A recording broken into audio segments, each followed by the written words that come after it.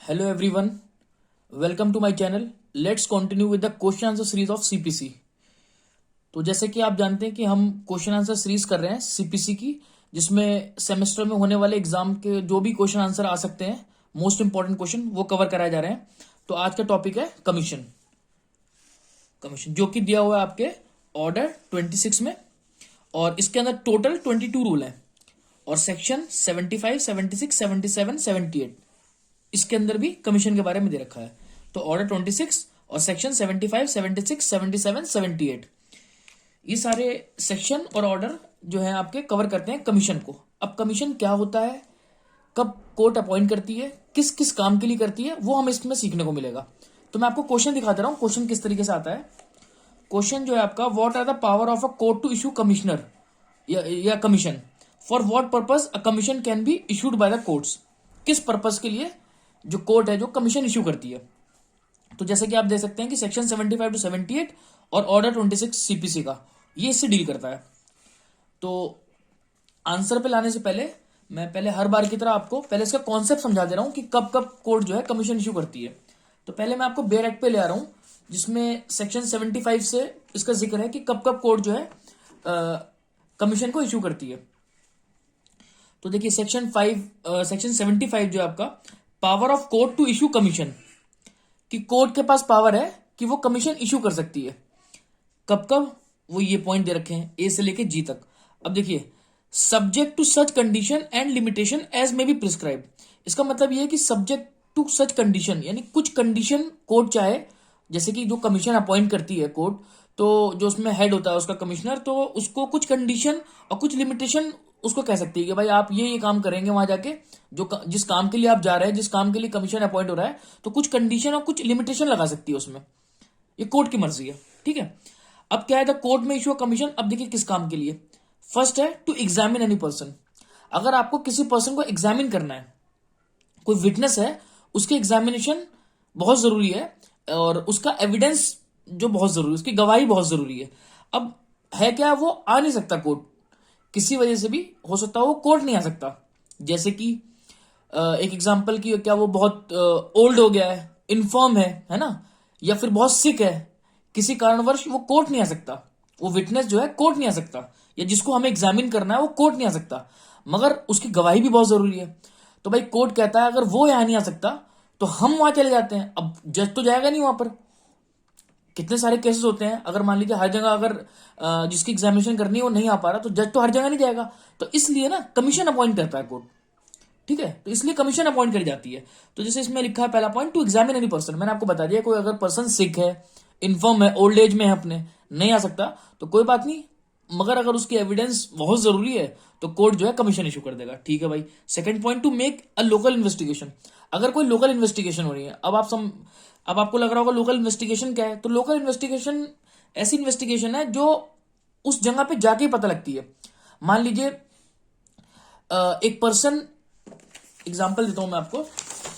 मान लीजिए एक पर्सन है ए, एग्जाम्पल, एक पर्सन ए है और एक पर्सन है बी.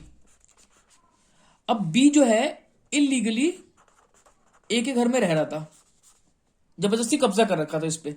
अब ए ने जो है सूट इंस्टीट्यूट कर दिया. अब सूट इंस्टीट्यूट करने के बाद ए जो है वो कह रहा है कि जज साहब ये मेरे घर में इलीगली रह रहा है, आपको इस यहां से हटाया जाए इसको, और मेरे को जो है साथ ही साथ मेस ने प्रॉफिट दिलवाया जाए.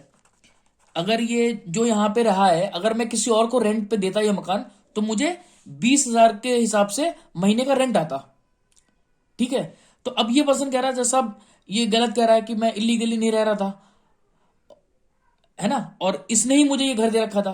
तो ये केस का जो भी डिसीजन आएगा वो बात की बात है, मगर अगर मैं मेस ने प्रॉफिट की बात करूं, कि ये कह रहा है कि सर ये 20,000 के हिसाब से ये उठ सकता था, जो कि मेरा पैसा मर गया. तो अब ये कह रहा है, बी कह रहा है कि जज साहब इस एरिया में तो 20,000 का रेंट है ही नहीं.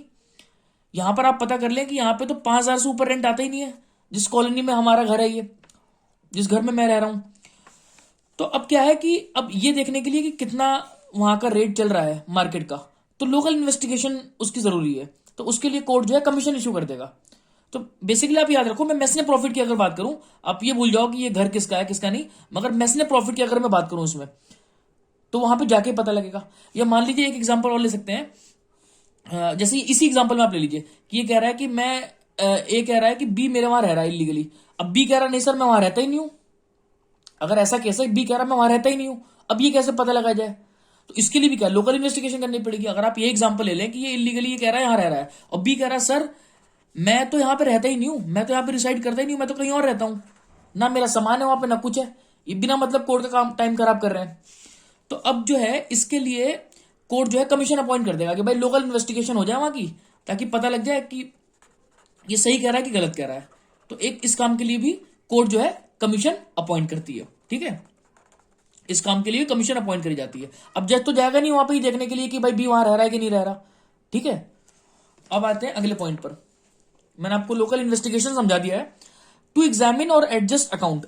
अब अकाउंट्स जो होते हैं उनको एग्जामिन करने के लिए भी और उसके एडजस्टमेंट के लिए भी हम कमीशन अपॉइंट कर सकते हैं। अब देखिए टू मेक अ पार्टीशन।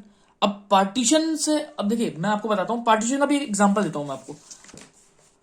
मान लीजिए एक घर है, उसमें 3 भाई का घर है, वो 3 ब्रदर है, ब्रदर 1 ब्रदर 2 ब्रदर 3। अब वो पार्टीशन चाह रहे हैं अपने घर का।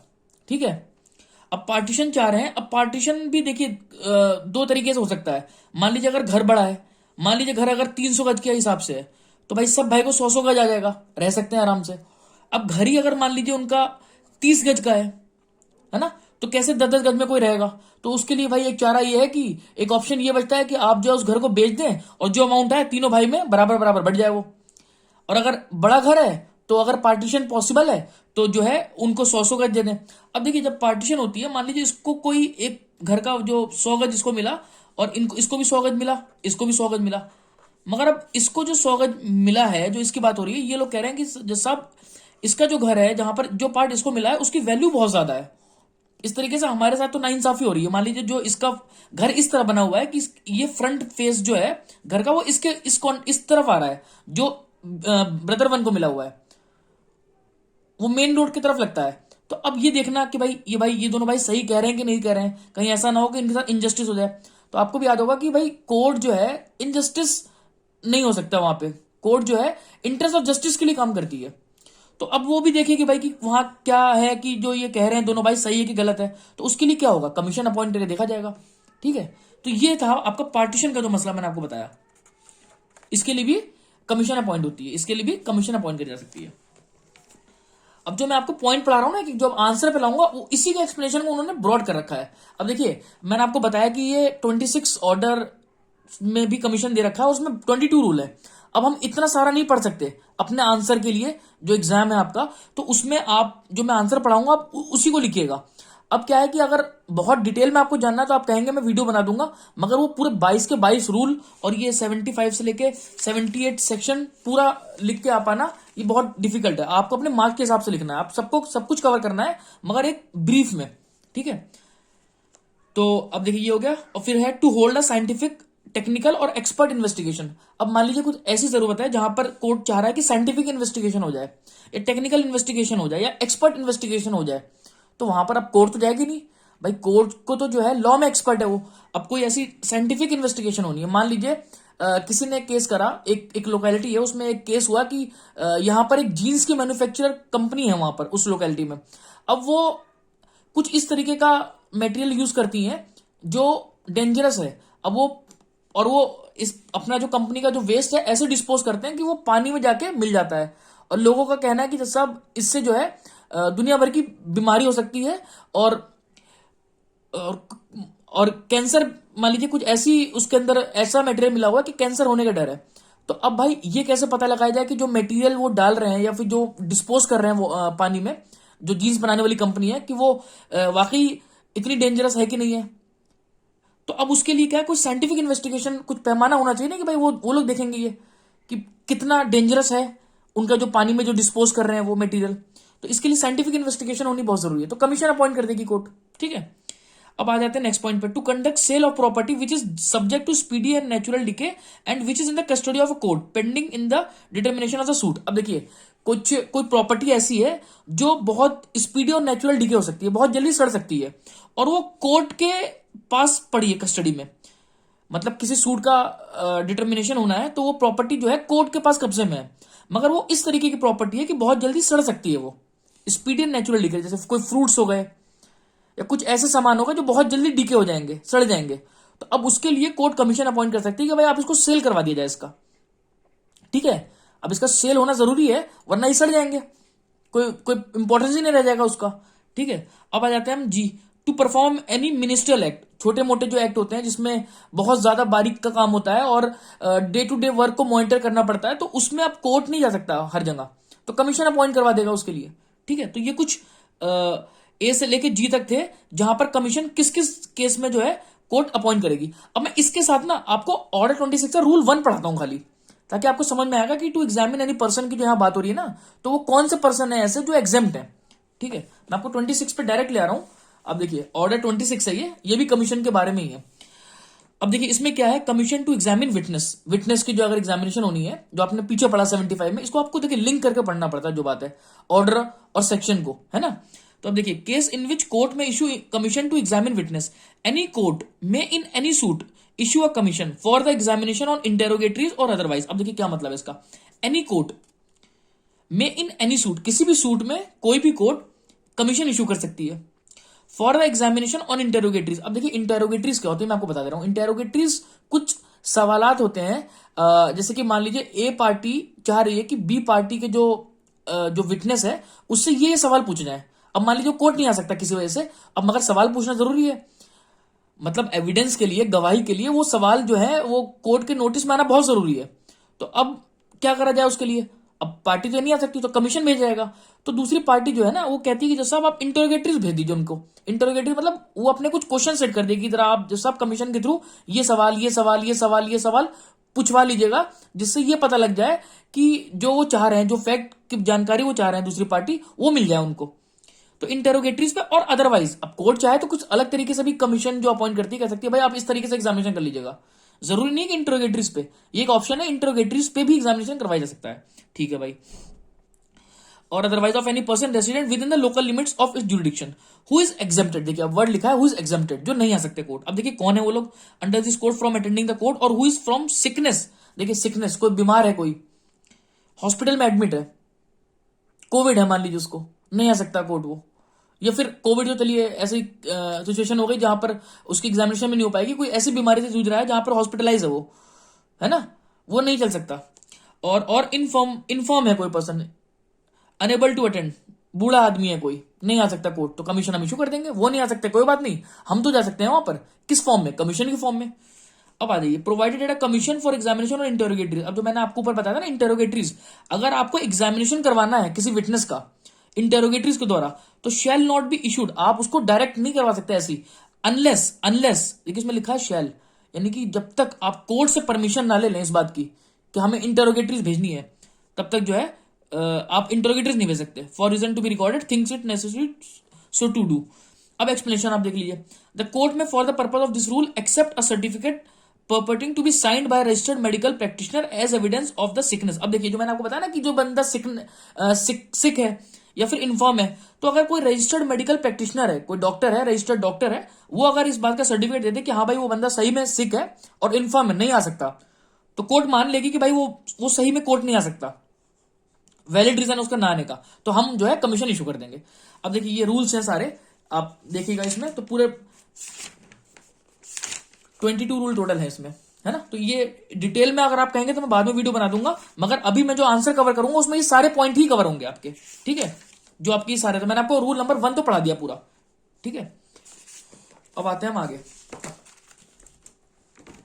हम पढ़ रहे थे सेक्शन 75 हमने पढ़ा था पहले कि भाई किस किस केस में कोर्ट जो है कमीशन इशू करेगी, ये मैंने आपको, मगर हाँ सेक्शन में आपको पूरा डिटेल में पढ़ा रहा हूं। अब आ जाते हैं नेक्स्ट पॉइंट पर, नेक्स्ट सेक्शन पर, section 70 commission to another court. अब देखिए अगर कोर्ट की जुडिक्शन में कोई आदमी रहता है तो कोई दिक्कत ही नहीं है।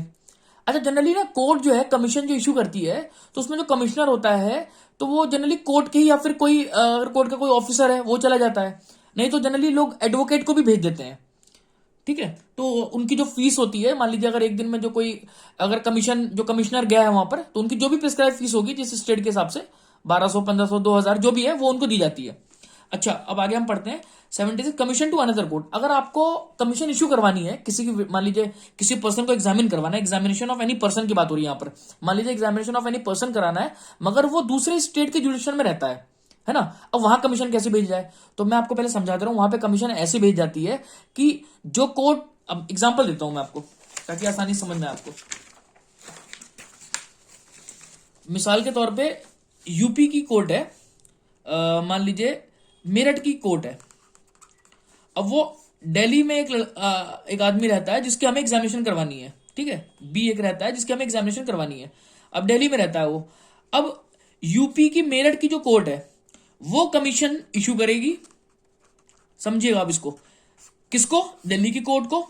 तो जब कमिश्नर वहां जाएगा, अब दिल्ली की कोर्ट इस बी पर्सन को कॉल करेगी, कॉल करके जो जो ये जिस तरीके से कमीशन को कहा गया था मतलब एविडेंसेस लाने के लिए, वो एविडेंसेस कलेक्ट करेगी। कौन सी कोर्ट, दिल्ली की कोर्ट कलेक्ट करेगी, कलेक्ट करके कमीशन को सौंप देगी और कमीशन जो है जाके यूपी में मेरठ के कोर्ट को सौंप देगा वो, या फिर जिस तरीके से इस कोर्ट ने डायरेक्शन दिया होगा मेरठ की कोर्ट ने, उस तरीके से दिल्ली की कोर्ट उसको मतलब जो है रिपोर्ट सबमिट कर देगी, कमीशन की जो रिपोर्ट होती है, ठीक है। तो ये प्रोसेस होता है। अभी जो मैं आपको 76 पढ़ाऊंगा तो सेम यही चीज है, मैंने आपको पहले एग्जांपल के थ्रू बता दिया, एक एग्जांपल दिया मैंने आपको। अब देखिए, a commission for the examination of any person may issue to any court, कोई भी कोर्ट को कमीशन इशू करा जा सकता है मगर not being a high court, वो हाई कोर्ट ना हो, हाई कोर्ट को नहीं कर सकते आप। Situated in a state other than a state in which the court of issue is situated and having jurisdiction in the place in which the person to be examined reside, जहां वो reside, अच्छा हाँ, आप भेजोगे कहा, किस court को भेजोगे आप, दूसरी कोर्ट को जहां वो बंदा रहता है, जहां वो पर्सन रहता है, ठीक है। अब आ जाते हैं आगे, every court receiving a commission, यानी कि जिस कोर्ट को आप भेजोगे, जैसे कि मैंने बताया दिल्ली की कोर्ट, तो every court receiving a commission for examination of any person under subsection 1, जो सबसेक्शन 1 में जो कमीशन भेजी जा रही है, तो जब वो रिसीव करेगी वो कोर्ट जिसको भेजी जा रही है, शैल एग्जामिन हिम, उसको एग्जामिन करेगा जो बंदा उसके जुडिक्शन में रहता है, और cause him to be examine pursuant there to and the commission when it has been duly executed, और जब वो हो जाएगा काम, shall be return together with the evidence, तो कमीशन को जो है एविडेंस के साथ देके भेज दिया जाएगा, which from which it was issued unless the order of for issuing the commission has otherwise directed, या फिर कुछ और तरीके से अगर कोर्ट ने कहा है किस डायरेक्शन से आपको भेजना है उसको एविडेंस को, तो उस हिसाब से भी वो भेज देगी। The commission shell be return in terms of such order, उस तरीके से भेज दिया जाएगा उसको। अब आ जाते हैं लेटर ऑफ रिक्वेस्ट क्या है। अब देखिए, मैं इसका भी आपको एग्जांपल दे रहा हूं, फिर आगे बात चलेगी। देखिए, अब मान लीजिए यूपी की मेरठ की कोर्ट को अब एग्जामिन करना है एक पर्सन को, मगर वो पर्सन रहता है मान लीजिए कनाडा। अब भाई कनाडा अगर कोई रहता तो आप उसको, यहां पे तो चलिए आसान था कि भाई यूपी की कोर्ट है, दिल्ली को भेज देगी वो, मगर कोई बाहर कंट्री में रहता है, फॉरेन कंट्री में रहता है, तो आप उसको ना डायरेक्शन नहीं दे सकते। आप ऐसे डायरेक्शन नहीं दे सकते कि आप भाई हम कमीशन इशू करके भेज रहे हैं, आप जो है उस बंदे का एविडेंस लेके, गवाही लेके आप उस रिपोर्ट सबमिट कर, मतलब बना के हमारे कमीशन जो हम भेज रहे हैं वो आप हमें जो उसके एविडेंस लेके हमें भेज दीजिए, ऐसा नहीं हो सकता। आप वहां डायरेक्शन नहीं दे सकते, आप वहां रिक्वेस्ट कर सकते हैं, है ना। इसलिए शब्द वहां पे यूज है letter of request, letter of request, वहां आप रिक्वेस्ट करेंगे, ठीक है। तो इसको मैं पढ़ाता हूं तो आपको समझ में आएगा। देखिए, in lieu of issuing a commission the court में issue a letter of request to examine a witness, किसी विटनेस को आपको एग्जामिन करना है और residing any place not within India. अब वो इंडिया नहीं रहता तो आप क्या करोगे, आप लेटर ऑफ रिक्वेस्ट भेजोगे इसको, ठीक है। अब प्रोसीजर वही सेम होगा कि भाई वो भी उस बंदे को कॉल करके एविडेंस लेके रिपोर्ट बना के भेज देंगे, ठीक है। अच्छा, अभी तक तो हमने पढ़ा कि बाहर की कोर्ट को हमें कमीशन भेजना है। अब मान लीजिए बाहर की कोर्ट यहां कमीशन भेजना चाह रही है, तो वो सेक्शन 78 से डील करता है। देखिए, 77 डील करता है कि कमीशन जो है हम भेज रहे हैं बाहर की कंट्री में, और 78 डील करता है कि हमारे वहां कमीशन आ रही है, मतलब कोई इंडिया में लोग कोई पर्सन रहता है, उसकी एग्जामिनेशन होनी है, तो बाहर की कंट्री जो है चाहे तो इंडिया में कमीशन भेज सकती है। तो देखिए क्या है, subject to such condition and limitation, यानी कि वो वहां की कोर्ट अगर जो कंडीशन या लिमिटेशन लगाना चाहे, वो मतलब जिसको भेज रही है कमीशन को, तो उसके ऊपर कुछ कमीशन या कुछ मतलब कुछ कंडीशन या लिमिटेशन लगा सकती है, as may be prescribe. The provision as to the execution and return of commission for the examination of witness shall apply to commission issued or by or at instance of. अब देखिए, किस किस court को foreign court कहा गया, ये जरा आप समझ लीजिए, ये थोड़ा समझने वाली बात है। अब देखिए क्या लिखा है इसमें, court situate in any part of India to which the provision of this code do not extend. यानी कि कोई ऐसी कोर्ट है इंडिया में, मगर वहां सीपीसी नहीं लगता। देखिए लिखा है ना, court situate in any part of India, India में तो है वो court, to which the provision of this code do not extend, यानी सीपीसी वहां नहीं लगता। अगर कोई कोर्ट इंडिया में वहां सीपीसी नहीं लगता तो फॉरेन कोर्ट ही कहलाएगी। ठीक है भाई। कोर्ट इस्टेब्लिश और continued by the authority of the central government, यानी कि कोई कोर्ट ऐसी है जो इस्टेब्लिश करी गई हो सेंट्रल गवर्नमेंट के द्वारा, और या फिर कंटिन्यू करी गई हो सेंट्रल गवर्नमेंट के द्वारा, मगर वो आउटसाइड इंडिया, मतलब जो इस्टेब्लिश करा है वो आउटसाइड इंडिया करा है, तो वो भी हमारे लिए फॉरेन कोर्ट है। तो यानी कि अगर वो भी कमीशन इशू करेगी तो हम मानेंगे कि फॉरेन कोर्ट से जो है कमीशन आ रहा है हमारे वहां। ठीक है। अब कोर्ट ऑफ एनी स्टेट और कंट्री आउटसाइड इंडिया, अब ये तो होता ही है, अगर कोई कोर्ट जो है वो आउटसाइड इंडिया है तो वो तो फॉरेन कोर्ट है ही हमारे लिए।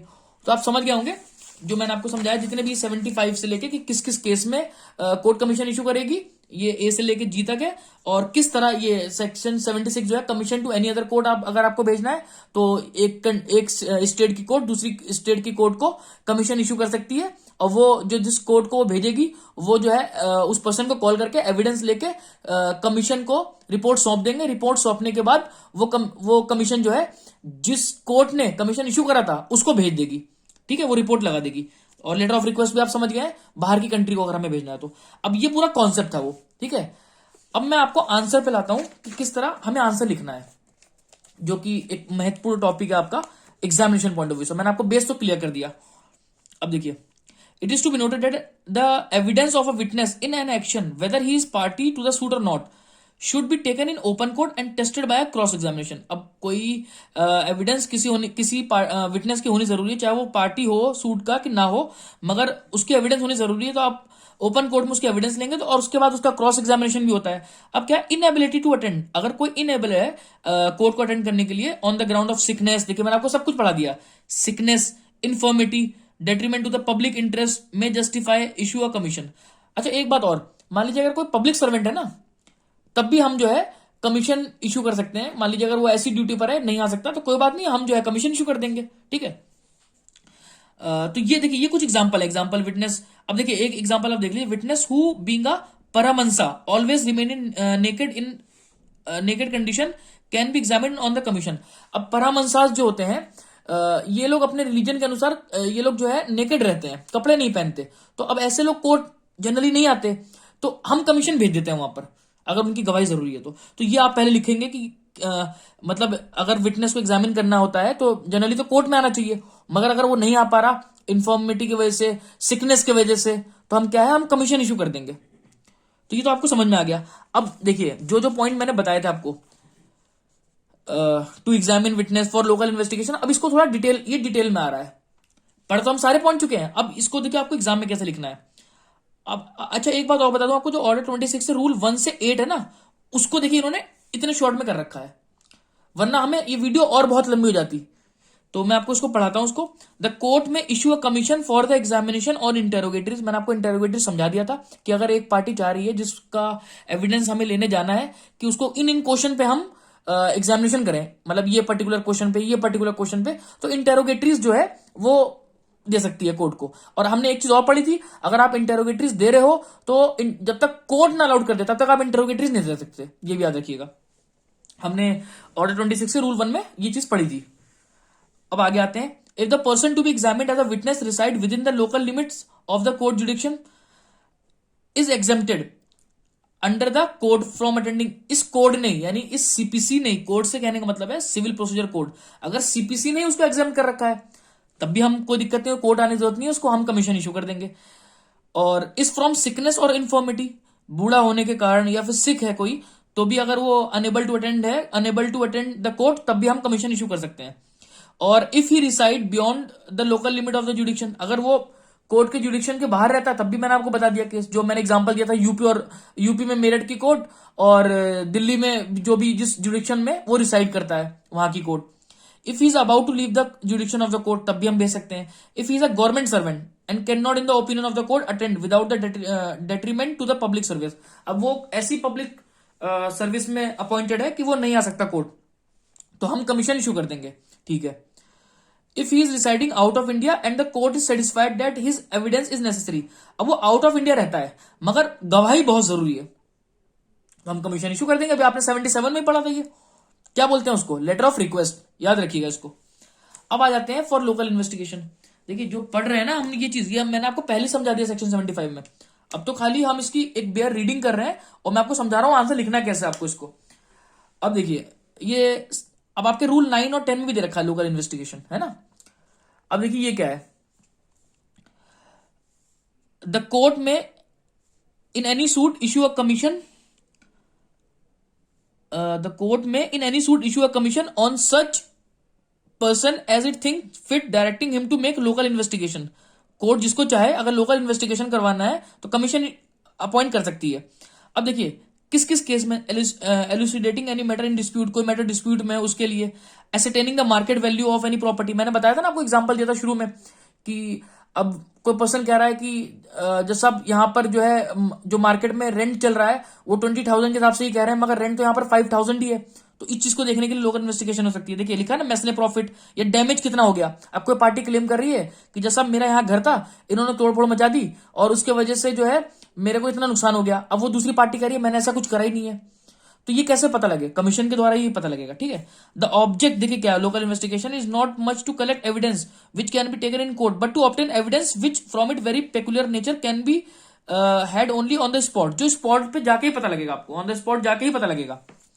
तो ये हो गया। अब देखिए एग्जांपल देखिए कितना अच्छा दे रखा है, whether the suit premises is really occupied by the tenant और बाय स्ट्रेंजर। जो मैंने आपको एग्जांपल दिया था स्टार्टिंग में, जो एग्जांपल दिया था ये कह रहा था ना ए कि ये इलीगली मेरे वहां रह रहा है, और बी कह रहा है कि नहीं मैं इसके वहां नहीं रहता, तो इसके लिए भी हम लोकल इन्वेस्टिगेशन करवा सकते हैं।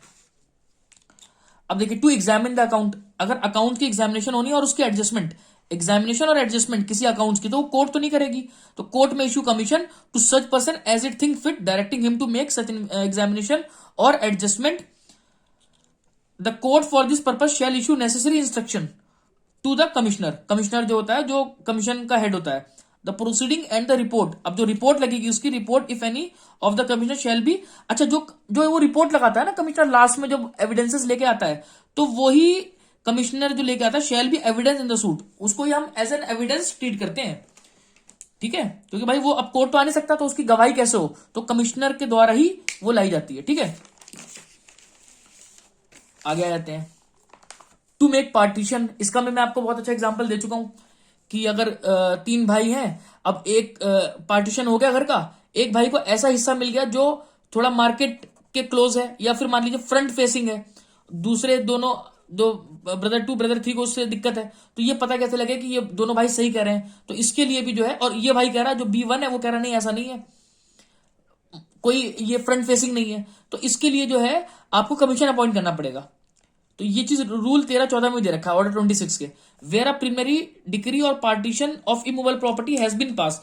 अब अगर कोर्ट के द्वारा कोई प्रीलिमिनरी डिक्री आ गई है, किस चीज के लिए, पार्टीशन के लिए, है ना, द कोर्ट में issue commission, court commission issue कर सकता है as it think fit to make partition, ताकि पार्टीशन करवाया जा सके। भाई पार्टीशन अगर पॉसिबल नहीं है तो वहां जाके पता लगेगा किस तरीके से है, और separation according to the right as declared in such decree, जो डिक्री में जो भी जिस तरीके से पार्टीशन बोला गया है उस पार्टीशन को करवाने के लिए कमीशन इशू कर सकती है। अब the commissioner shall after such inquiry, inquiry करने के बाद as may be necessary divide the property, अब वो डिवाइड कर देगा property into the required number of share, allot them to the party, जितना भी कोर्ट ने बोला होगा इन पार्टी को इतना इतना शेयर देना है, तो कमिश्नर जो है वो अलॉट कर देगा उनको। He will then prepare a report, उसके बाद उसकी रिपोर्ट बनाएगा। क्यों बनाएगा रिपोर्ट, क्योंकि भाई अब कोर्ट को भी तो बताना है कि हमने वहां काम कर दिया, ये तो रिपोर्ट तैयार करेगा।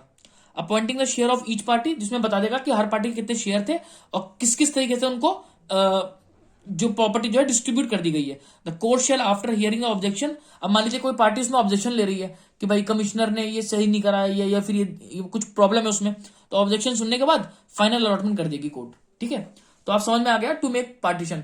तो बेसिकली कमीशन है क्या, कमीशन ये है कि जहां कोर्ट नहीं जा सकती और जहां कुछ ऐसे विटनेसेस नहीं आ सकते सिकनेस की वजह से, इन्फॉर्मिटी की वजह से, तो कोर्ट जो है कोर्ट खुद वहां चला जाएगा। अब कोर्ट में ये, अब इसका मतलब ये नहीं कि जज वहां जाएगा, कमीशन अपॉइंट करता है कोर्ट, ठीक है। अब आ जाते हैं फॉर साइंटिफिक इन्वेस्टिगेशन। अब मैंने आपको बताया था जो जीन्स का एग्जांपल दिया था, वो ऐसा वेस्ट डिस्पोज कर रही है पानी में जिससे कि बड़ी बीमारी होने का खतरा है, तो भाई ठीक है हम साइंटिफिक इन्वेस्टिगेशन करवा रहे हैं उसकी, अगर ऐसा है तो पब्लिक वहां की जो लोकेलिटी की रहती है वो सही कह रही है, तो ऐसे ही जज तो नहीं कर पाएगा ना साइंटिफिक इन्वेस्टिगेशन, तो उसके लिए साइंटिफिक इन्वेस्टिगेशन कराने के लिए कमीशन अपॉइंट करेगा, ठीक है। In which can not in the opinion of the court be conveniently conducted before the court. अब कोर्ट के सामने नहीं पॉसिबल है, वो ऐसी इन्वेस्टिगेशन है जो कोर्ट के सामने नहीं पॉसिबल है, तो कोर्ट जो है कमीशन इशू कर देगा। ठीक है, अब हम आ जाते हैं for the performance of ministerial act. और अच्छा हाँ, ये जो साइंटिफिक इन्वेस्टिगेशन है 10A में दे रखा है। और परफॉर्मेंस ऑफ मिनिस्ट्रियल एक्ट मैंने आपको बताया, जो छोटे मोटे काम होते हैं, बहुत जो डे टू डे बहुत सारे वर्क ऐसे होते हैं जो कोर्ट नहीं उसको देख सकता, तो उसके लिए भी कमीशन इशू कर देगा। Where any question arise in a suit involve the performance of any ministerial act which can not in the opinion of the court be conveniently perform before the court, जो court से conveniently court नहीं कर पाएगा। The court if for the reason to be recorded, court जो है reason record करके अगर उसको जरूरी लगता है तो इंटरेस्ट ऑफ जस्टिस, यानी कि ये देखिए बहुत बड़ा वर्ड है इंटरेस्ट ऑफ जस्टिस, कि जस्टिस के लिए कोर्ट जो है कमीशन अपॉइंट कर देगा as it think fit, directing him to perform any ministerial act. अब हम आगे आते हैं, देखिए अब ये जो है ना 10A से लेकर 10C।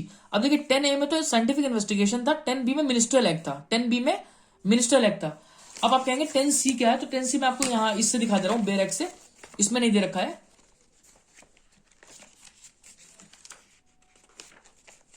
ऑर्डर 26 का 10C